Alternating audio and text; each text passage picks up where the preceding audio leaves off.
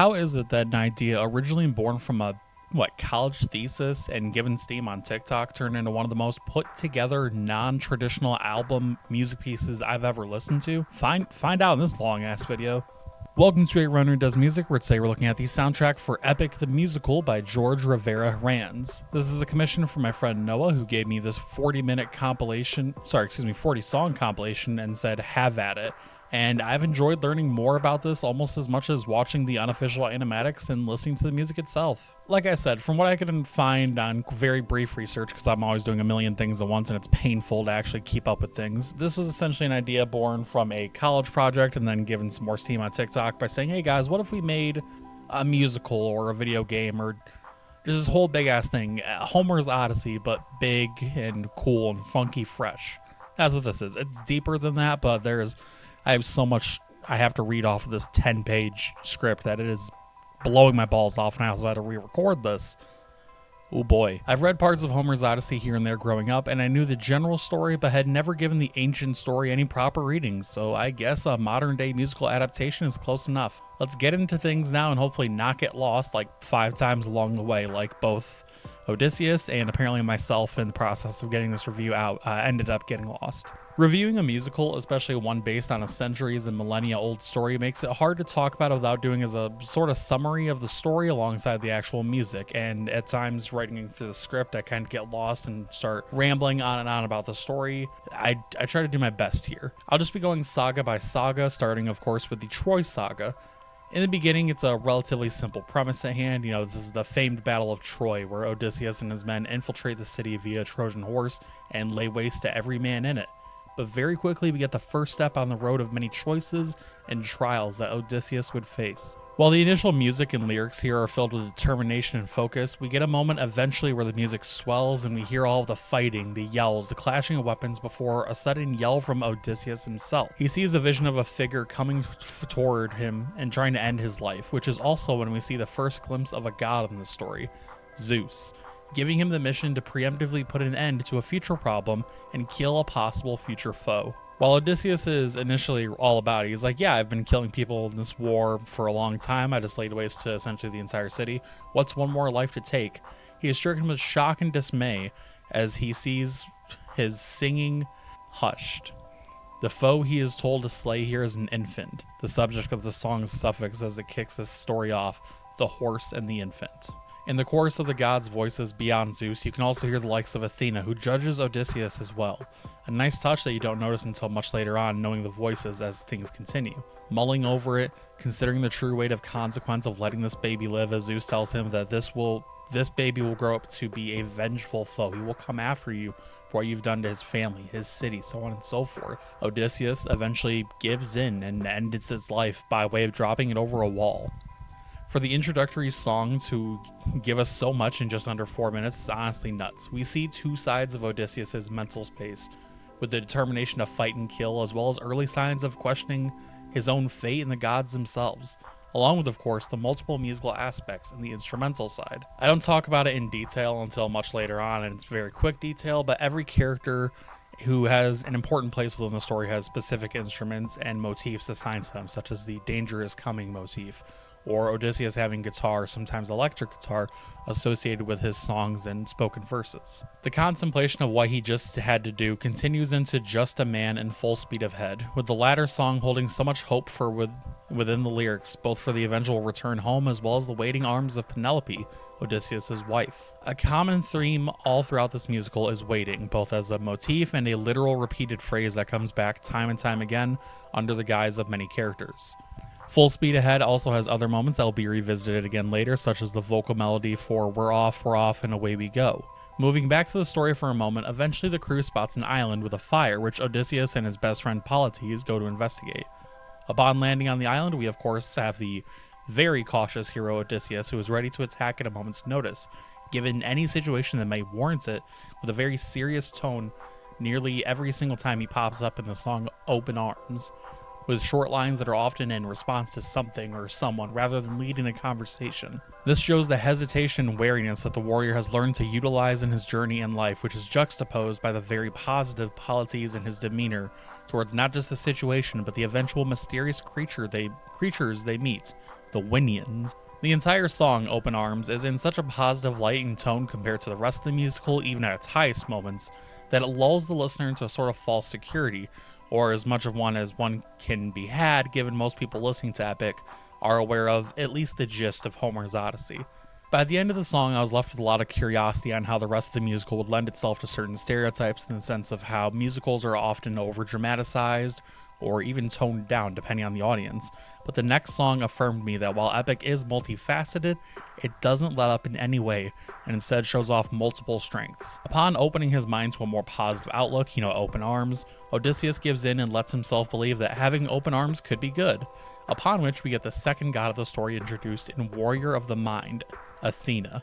Her singing here has signs of faith and hope in a way that's both similar to Open Arms and different, with the hope of mentoring Odysseus into someone worthy of carrying the mantle of being her warrior, perhaps her friend, with the hopes on her end still coming with warning and foreshadowing, with the final line of "Don't disappoint me," playing a very blink and you'll miss it moment in terms of what comes next.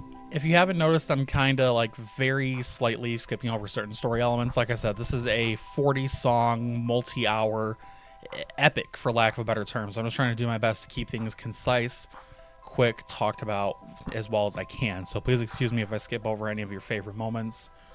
Do know that at the end of this review, though, I do literally rank every single song, all 40 of them, from my least favorite to my most favorite. Next is the Cyclops Saga, which kicks off with Polyphemus, a song that truly is the first glimpse of true stakes, terror, and drama in Epic, with the initial positive singing and outlook being stomped on by the Cyclops themselves, which is the start of a 3-song stretch that details the confrontation between Odysseus and his men against Polyphemus, starting with the song named after him and going into Survive, which is the battle itself in almost all of its length, minus the finish. One of the lines in Survive, "It's just one life to take," is one of the many, many callbacks to earlier songs and themes, and I love how it was used here by the soldiers while opposing the Cyclops. Eventually the tension breaks for just a moment as Polites is killed, with the anxiety-inducing lack of larger sounds leading up to the Cyclops falling themselves due to drunkenness before leading into Remember Them. While we've had some very pivotal moments thus far, with the baby being dropped over the wall, of course Polites' death just now, this song really is the turning point for me, the first one at least, for the entire musical, with the crucial blow to the eye of the Cyclops opening the way for killing him completely. But Odysseus relents, much to the dislike of Athena, who reacts in surprise and possibly worry at the end when she pleads "don't" with him, possibly knowing the type of danger that may come if he were to do something stupid, or maybe Athena is just straight up disappointed. Who's really to say? Unfortunately for Odysseus, he does do something very stupid. He gives the Cyclops his true name after initially calling himself Nobody to confuse another Cyclops who comes to check on him. He sees this as a triumphant moment, but it only goes to screw him over in the long run. All of the high-stakes tension built up in the previous 3 songs comes to a header in My Goodbye, where Athena severs ties with Odysseus, scolding him for not following her advice and orders, her voice straining from any number of possible sources. Annoyance, worry, concern, anger, who's to say what's in her head for sure? But the Cyclops Saga ends with us having seen only a glimpse of the true danger that lies ahead for the King of Ithaca and his crew. While the Cyclops Saga did a fantastic job of showing us what sort of things lied ahead, I think the Ocean Saga as a whole is where we truly see the consequences of Odysseus' actions really kick into gear. Despite more hope initially showing in the songs Storm and Luck Runs Out, the latter of which seeing the first seeds of doubt being planted within the crew, namely Eurycles, I believe is how you pronounce it, who questions his captain on the decision to harpoon an island within the storm in an effort to find help in the hands of a god who likely resides there, Aeolus. Odysseus has a lot of hope in him, a lot of, well, let's just try A, B, or C, and if that doesn't work, we have all the way to Z.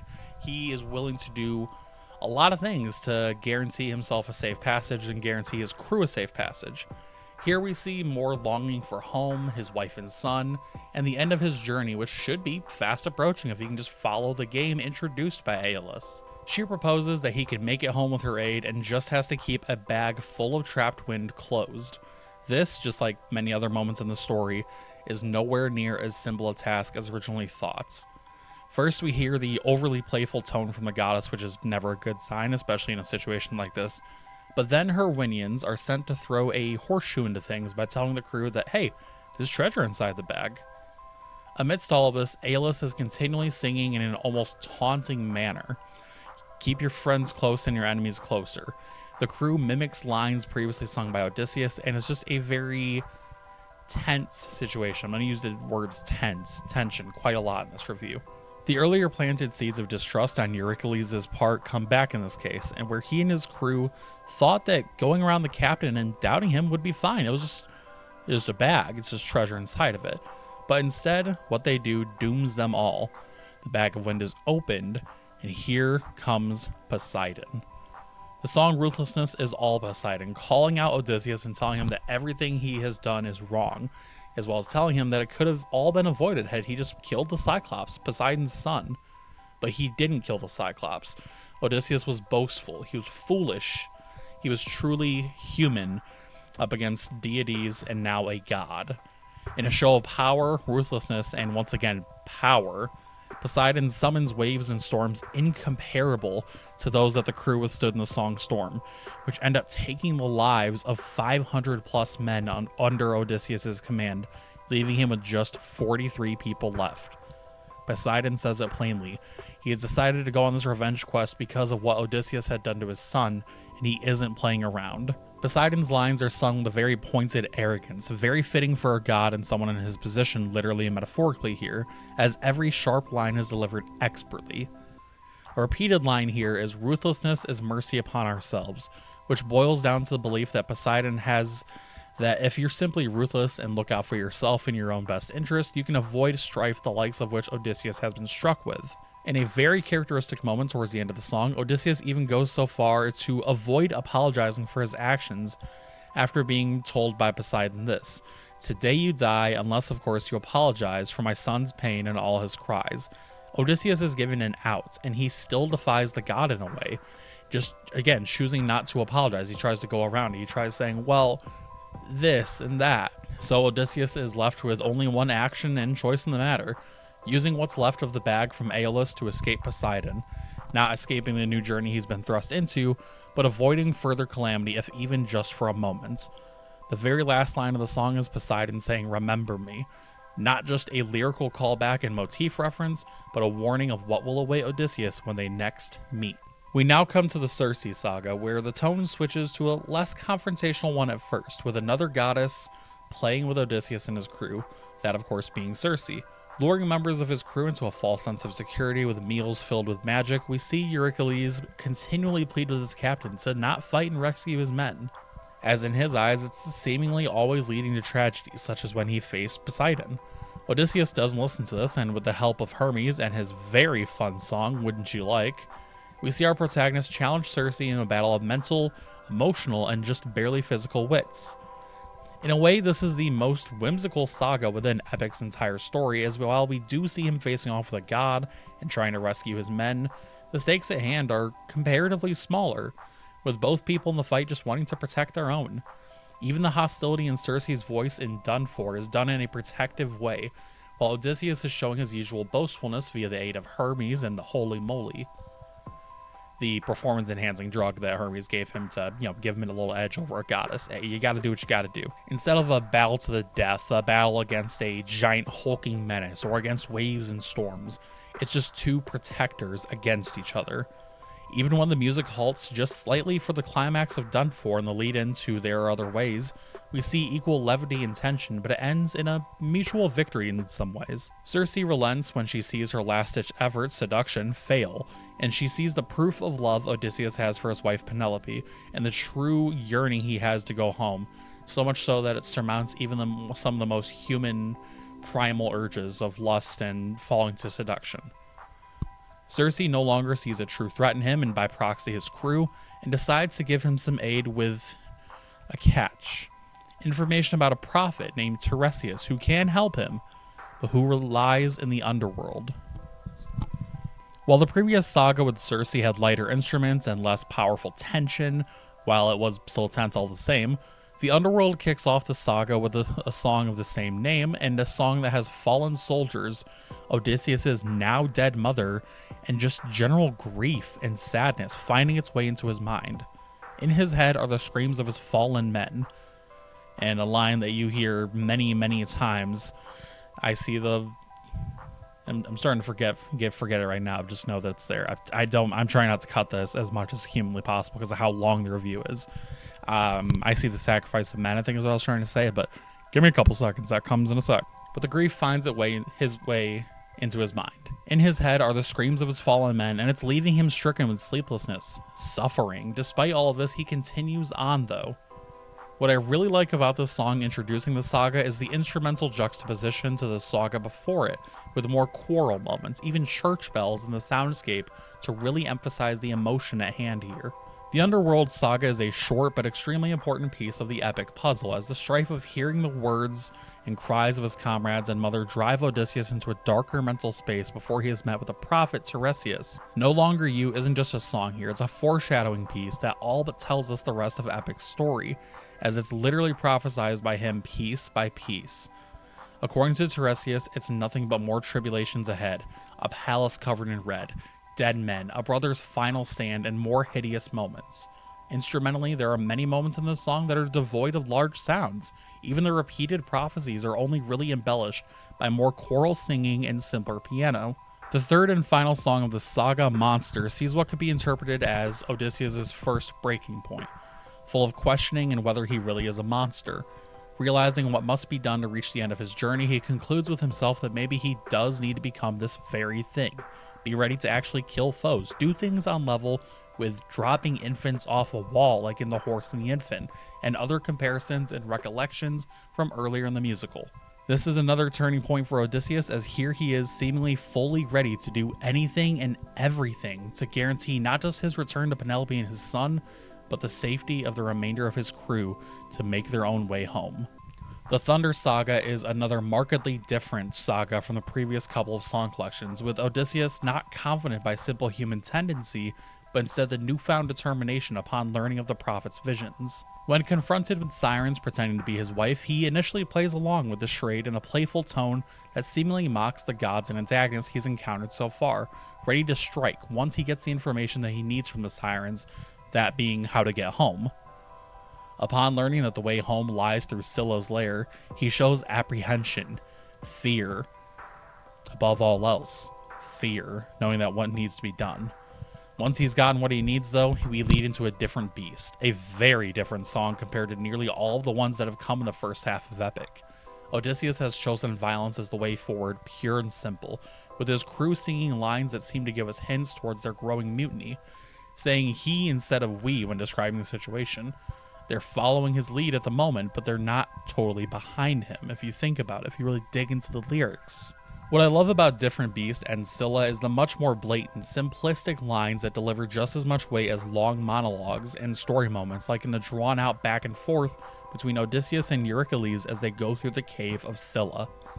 As the tension once again builds, quiet but poignant, we see Odysseus tell his men to light 6 torches.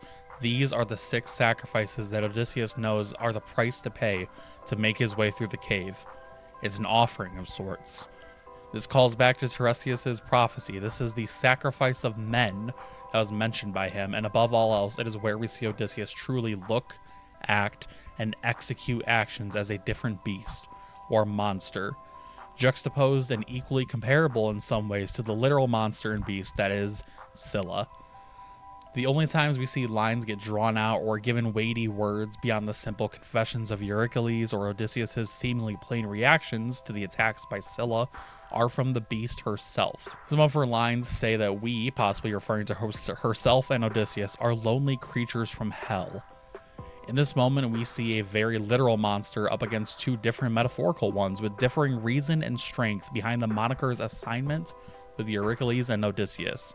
It's embellished upon with haunting vocal melodies. The haunting sounds fade into more tension-riddled ones, once again in Mutiny, where we see many lyrical and melodic callbacks to the likes of Luck Runs Out, Just a Man, and even The Horse and the Infant, as Eurycles and his captain face off in a battle of words and eventual clashing steel, which ends with Odysseus restrained and his soldiers falling victim to hunger and desperation. Human traits that once again lead them slowly into the arms of an awaiting, angry god. Having asked Odysseus why he didn't fight like he did before, fight like he did against Circe, against Poseidon, Eurycles has at this point completed his journey to becoming a monster in his own way, with the crew leaning more towards his side. This monster is human, and it is a real, legitimate one. The crew says that every time Odysseus relied on his wits and smarts, it only ended badly, and now they all act on more primal decisions, including what ultimately dooms them completely: slitting the throat of one of the cows which belonged to the sun god Helios, all in the act of human desire and human hunger. Knowing what wrath this will incur, Odysseus urges them all to escape and get out of harm's way, and in more hurried motifs and verses, they chant, "Full speed ahead, full speed ahead," only for the sound of thunder to fill the air. Zeus appears, and through a lot of wordplay and taunting, he ultimately gives Odysseus a choice: save his own life or the lives of what remains of his crew. Up until now, every choice that he made himself or that he was a part of has ended up hurting his crew, so here's his chance to make the final say for their fates. The force of Zeus is impossible to truly comprehend in a way, but the power comes off as very palpable all the same. It is very much known by the physical manifestation of this god, but once again, you look upon this god and you don't know what he is truly capable of, because it is unfathomable. Ultimately, after pleas and vocals that call back to songs before, Odysseus makes the hard choice: his life over his crew's. It's at this point that I think both Odysseus and his friend-turned-foe Eurycles are at their most human. In the face of a true life-or-death moment, with no possibility of a heroic comeback or witty escape, it is a bad decision either way. It is a decision that has sadness, no matter how you look at it. One man with a hefty choice against one god amongst gods, and all Eurycles can do before he's cast into the water lifeless is helplessly say, "But we'll die." To which Odysseus can only solemnly say, "I know." This very heavy saga is succeeded by the Wisdom saga, where Telemachus is put into the protagonist position, this being Odysseus' son, I should say, and he has a very hopeful demeanor, waiting for his father to return to the kingdom of Ithaca and simultaneously dreaming of glory and battles. Whether this be youthful spirits or perhaps spurned on by the simple waiting for his father, who's to say? Amidst his wishes to mimic the fates of Greek heroes such as Bellerophon, there's also the creeping danger of the 108 suitors, waiting to be the possible next husband to Penelope. Given the fact that Odysseus has been gone for 20 years now, people are done waiting. They're lining up and they're ready to take that position as the new king of Ithaca by force, if need be. As Eurycles was the face of the crew and grew from wary friend into antagonist, we're introduced to the immediately unlikable Antinous, who was introduced with disgusting and blatant lines such as "open her door and let us in to have fun with her." This leads to one of my favorite songs in the entire musical. In fact, a song that I heard so many times on TikTok that as soon as it started playing, I was like, hey, what the fuck? I know that one. Little Wolf, which is the fight between Telemachus and Antinous, which in itself is a very important point in the story, but leads to a sharp turn in the characterization of a character not seen since the Cyclops saga, Athena, who appears to Telemachus with her quick thought appearance. While there is, of course, the very current and strong threat of Antinous and the suitors, we're taken away from that for a moment in the "Will Be Fine" song, as Athena reflects on what happened with Odysseus back in the Cyclops saga after the fight with Polyphemus, and we see a clear change in demeanor from her that shows that she's had time to rethink her decisions and what she did back then. We are then quickly brought to Love in Paradise, where Athena searches through the memories of Odysseus and witnesses all that he's gone through up until this point, beyond the land of giants, through the underworld, the horrid seas, the games from the gods themselves, and more, and she wonders where he is, just for us to find out he's found himself in yet another trying situation after the events of Thunderbringer. Odysseus has washed up on the shores of Calypso's island, the goddess herself being cursed with being unable to leave this isle. While she may truly be in love with Odysseus, either due to instant infatuation or a part of her curse thrust upon her as punishment, she still views this situation much like all the other gods and goddesses have thus far when faced with a tribulation, including a human. It's a game to be played to her, evident by lines like her being "here to entertain you." Odysseus is once again a prisoner of a situation forced upon him, and thanks to the buildup of trauma and emotional distress over the years, seeing friends and comrades die, being so long removed from seeing his family, he eventually is on the literal edge, ready to fall to his death as Calypso begs him to come back, not realizing that even with her pleas and attempted reassurances, he sees no way forward at this point thanks to the buildup and current breaking point. Trapped in a loveless situation to him and left internally alone with nothing but the screams of pain, of death, of lost friends that remain in his head, he cries out one name, Athena. Athena takes matters into her own hands at this point, asks Zeus for help in freeing Odysseus from the situation, or at the very least, some sort of way forward, if not out. Zeus, once again, like many of the gods in the story, every single one in fact, sees this as a chance for just another game, God's games, and tasks Athena with convincing several gods to agree with helping him. This is a seemingly impossible task, but also one that Zeus himself still sees as just a momentary distraction. It's something for fun and nothing else, in the way that he does not believe that she can convince any of them. He is, of course, majorly underestimating Athena and her resolve, which is foolishly done as she goes on to convince Apollo with the fact that the siren struck first, and then Hephaestus with the fact that he was betrayed by those close to him and had fate taken out of his hands. Hera is easily convinced with the sheer fact that in the face of seduction and trickery from Calypso and Circe, he never faltered in his love for Penelope. But Aphrodite and Ares are the strongest wall of these gods Zeus has placed in front of Athena. Still outsmarts them and convinces them, though, using Odysseus' desire for revenge and bloodshed, which is just as strong as his desire to return home in general, as the convincing force to make them relent. Namely Ares here, who just wants to see more blood and carnage, being the god of war that he is. Finally, Zeus himself stands in front of Athena. After a brief battle, Athena is left bloody, broken, but in the end she has triumphed in her task and quest, and as well as the game laid out before her by sheer determination, the likes of which only an Olympian could put forth. This sets the final two sagas into motion, and the eventual meeting of Athena's two warriors, Odysseus and Telemachus. For all intents and purposes, this is the beginning of the end. I mostly touched on the story portions of the Wisdom Saga here, but I have to note that out of all the sagas thus far, this one had the most interesting and enthralling character moments via the singing and melodies, such as the instrumental cues of both Warrior of the Mind and Legendary, as Athena lays on the ground seemingly defeated. The way the epic's music shows battles, triumphs, and tragedy in every shape and form is unmatched and provides perfect mental visuals, when at best all we have are just well done animatics by talented people on YouTube and such.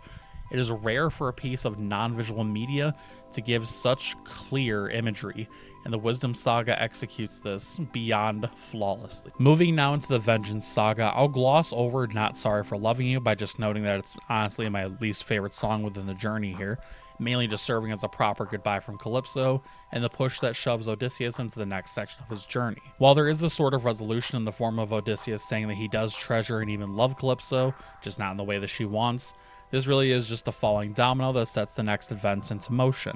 Dangerous is another Hermes interruption and aid, this time with a not performance enhancing drug, but just a bag of wins like Aeolus gave him back a few sagas ago. Hermes continues to tell Odysseus that he has to be dangerous to get home, which Odysseus quickly affirms that he's able to do, and it's proven in the coming songs which truly capitalize on the word this saga is named for, vengeance. In Charybdis, Odysseus faces off with a pure monster that the song is named for, in what he believes to be the final challenge before he reaches home, and he conquers his foe after a hard-fought battle, and is filled with hope as he can see Ithaca in the distance. No words, no games, this was just a pure and simple beast by measure of comparison to everything that he has faced thus far, and thought he would have to face.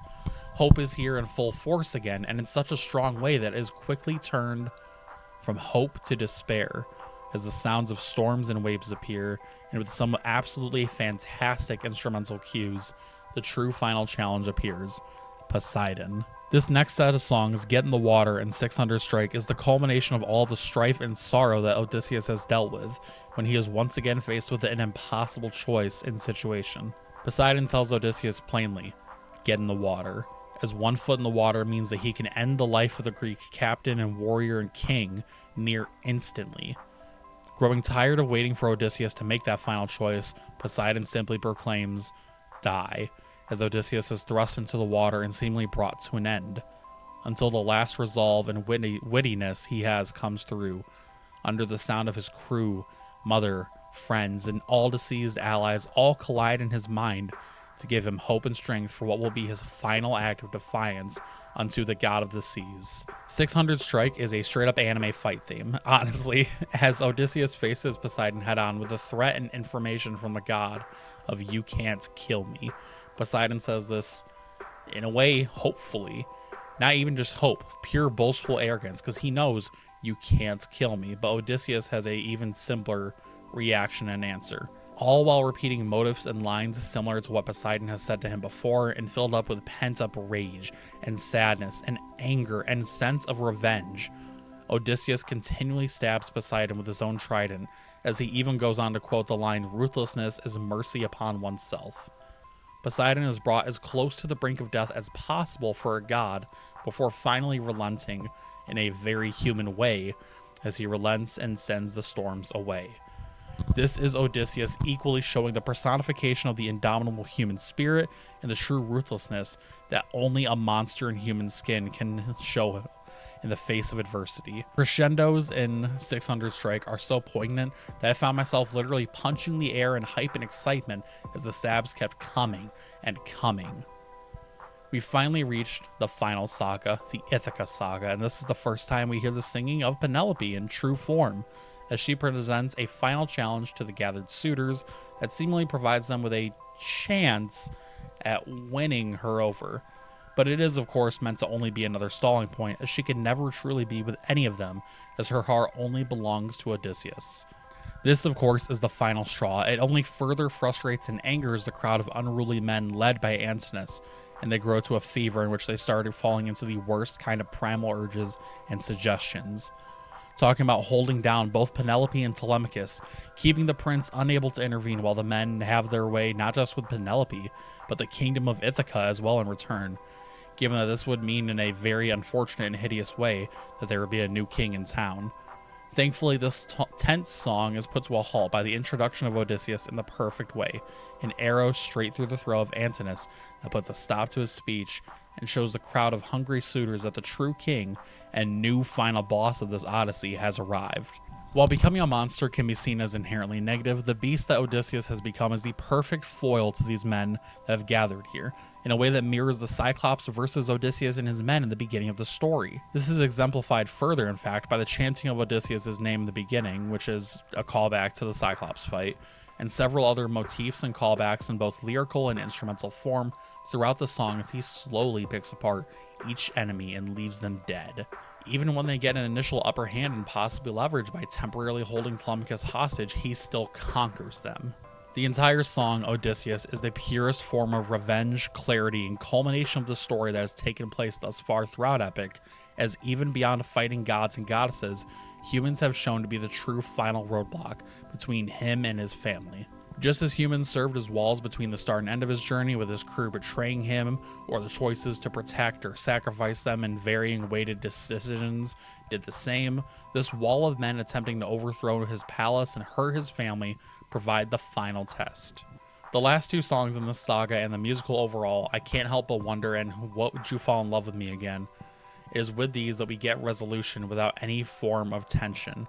Only a tease of it in the latter song when we see a brief test of belief by Penelope against Odysseus. We even see another meeting between Athena and him, which brings that story to a close as well. Odysseus is very much a changed man compared to the one who infiltrated Troy inside of a Trojan horse, but deep down, under all of the blood, scars, trauma, and turmoil, it's still Odysseus of Ithaca, husband to Penelope and father of Telemachus, and the music surrounding these two songs holds so much beauty and again simple resolution that by the time the final moments play, you're left with nothing but a sense of fulfillment as a listener.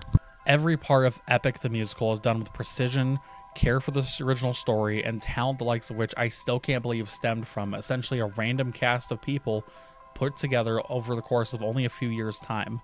George Rivera-Harrens, the man behind it all and the voice of our hero Odysseus, has effortlessly crafted a timeless take on the classic tale, with so many moving parts and details that it's impossible to truly talk about them in a way that does Epic true 100% justice. The inspiration from the story of the Homer's Odyssey itself, video game characters, and media as a whole bring a truly, epic sense to everything, as well as the instruments that serve as representations of each character, which I just absolutely loved.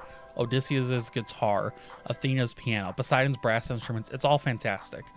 even down to the fact that the gods and goddesses are brought together with electronic inclusions, marking a contrast to the comparatively simple human and mortal elements like the previously mentioned instruments.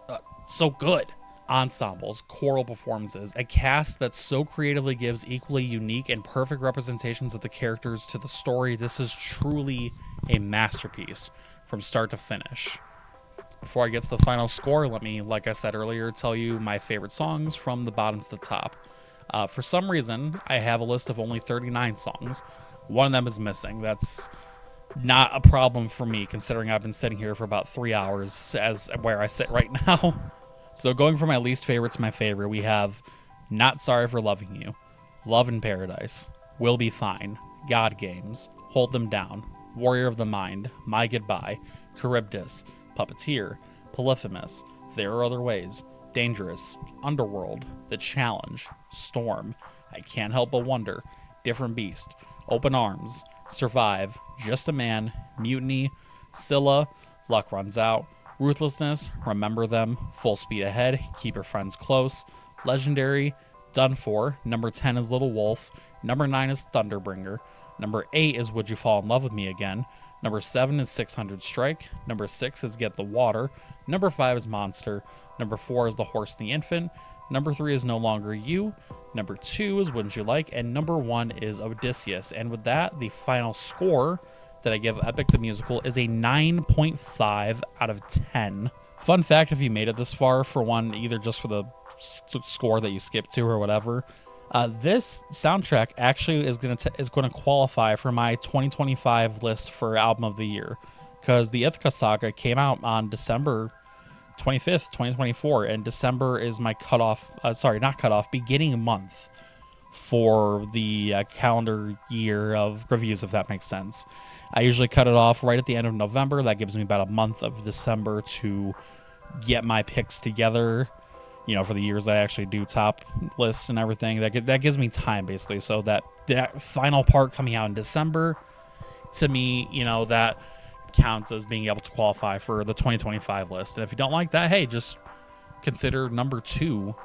If this ends up being Album of the Year, consider number 2 to be the top pick. I don't know, man. But thank you so much for watching. Thank you to Noah for the commission. Sorry that I ended up having to re-record this. I went on my own odyssey just trying to get this out to you. Hope you're having a good day. Hope you're staying hydrated. Hit me up on any social media that you see at the end of the video for commission information. Holy shit. My voice hurts. I'll see you next time.